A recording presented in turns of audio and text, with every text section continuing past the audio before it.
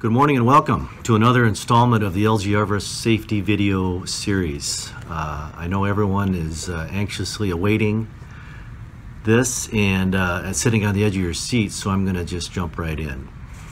As we close the end of 2018, we always see lists and summaries of the year as from a variety of places.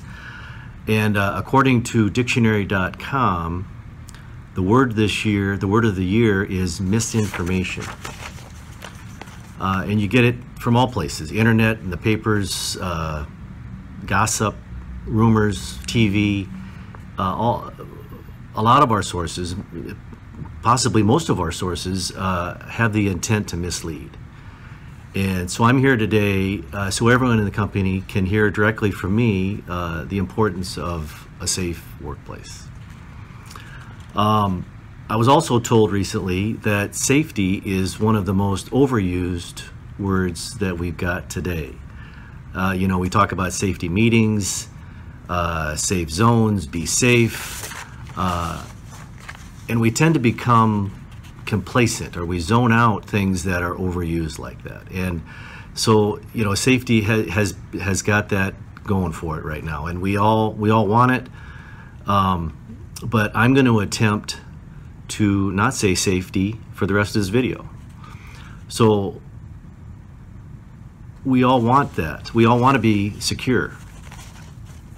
And we want to have the assurance that our workplace is a place of immunity and shelter. I'm trying to get all the synonyms I can here. But we all know that our workplaces are inherently dangerous. We've got trains and trucks and heavy equipment and a lot of activity moving around. Everything's dangerous. And as a company, we provide the cover and defenses, but it's up to everyone listening here to provide your own freedom from injury. Lynn recently sent out a report of a fatality from MSHA. And it was from a miner in Pennsylvania. And it was really a sobering thing. I really encourage everyone to read that and talk about it, because that guy didn't go to work today to get killed. And he went to work, and you can read it. And it's what caught me is he was doing the same things that we do every day. You come to work, you check in, you talk to your supervisor. Here's what we're going to do. You know, the weather was this, and you know, it really kind of outlines what happened that day. And it's just a sobering thing that he didn't go home that day because he was working on a take-up pulley, and it wasn't locked out, and he was killed. So they all feel badly about that. I'm sure it's horrible, and they've put corrective actions in place. They talk about the root causes. But it goes down to what happened that day, but it goes back farther than that, and it goes to what their culture was and how they approached their work. And apparently they didn't have a lockout system in place, or if they did, it wasn't followed. And at LG Everest, we have policies and procedures in place for a reason, and we need to follow them.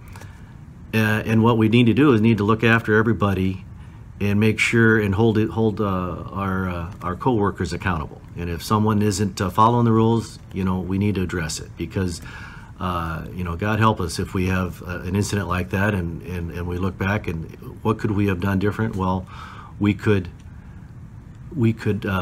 be doing it all the time, and that's what we need to do, and have that kind of safety attitude and care about each other. So I'm going to ask Lon Fields to provide a summary of our assurance program this year, so everybody can get that, and I'll finish up in a minute. Thank you. Thanks, Rob. My name is Lon Fields, and my portion of the video is to update you as where we're at as a company with our incidents. So we had 18 total injuries. 14 of those were reportable, and to break it down even further, we had 2 cuts. We had 12 soft tissue injuries, strains, sprains, and bruises. We had 1 burn that was a chemical burn. It was line. We had 1 ear injury, which was a rock that was lodged in somebody's ears, and we had 2 fractures. We had 21 non-injury incidents. Most of that is mobile equipment that contacts another piece of equipment on our sites. That also included some of the railroad incidents that we had, and we had 3 contractor injuries. So why is this information important? It's just to remind us that every day those hazards are there, and we need to use our safety policies and procedures and to make sure that we're focused on our job. And so going forward, that's my message. We can do better. So the target is 0. I'll turn it back to you, Rob. Thank you, Lon.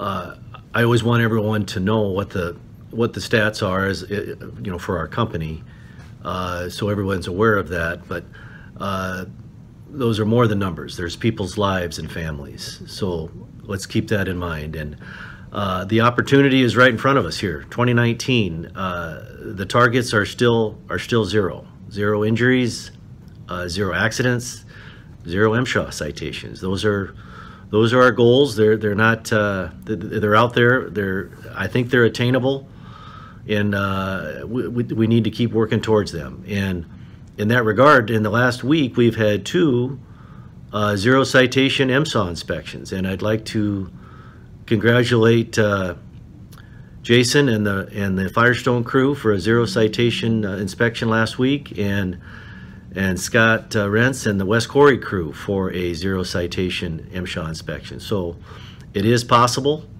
and it is attainable. Let's keep that going, and working hard towards that goal. In closing, I'd just like to wish everyone all the best this Christmas season. Keep your defenses up and your security systems in place so we can see you all again next year. Thank you.